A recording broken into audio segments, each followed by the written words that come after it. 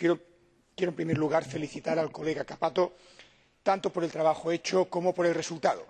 Y, de hecho, quiero hacer extensible esta felicitación al conjunto de la Subcomisión de Derechos Humanos, porque creo que con ese trabajo se demuestra desde hace ya tiempo que esta subcomisión ha llegado a su mayoría de edad con todo lo que ello implica. Con relación al informe, sin embargo, hay algunos aspectos que quisiéramos retomar y que pediríamos a nuestros colegas que hicieran, o si podríamos hacer un último esfuerzo para ver reconocidos. En primer lugar, reconocer y recordar una vez más que los derechos humanos son universales y indivisibles, lo cual no está explícito en el texto y quisiéramos que lo estuviera, por lo que hemos propuesto una enmienda al respecto. En segundo lugar, sería bueno también que acordáramos que, en lo sucesivo, cada enviado especial de la Unión Europea tuviera un mandato claro con relación a los derechos humanos y, especialmente, con relación a garantizar que se cumplen las directrices de derechos humanos.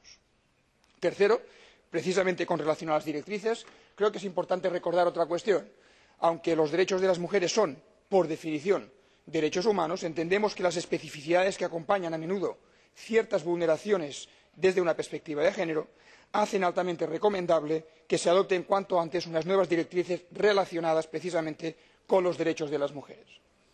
Y, finalmente, aunque es cierto que son muchos los casos específicos que deberíamos mencionar aquí, cosa que no podemos hacer ni por espacio ni por tiempo, sí quiero al menos aprovechar este debate para poner una vez más sobre la mesa la vulneración de los derechos humanos que está teniendo lugar en el Sáhara Occidental a manos de las autoridades marroquíes, siendo como es este un caso claro de descolonización inacabada o mal acabada.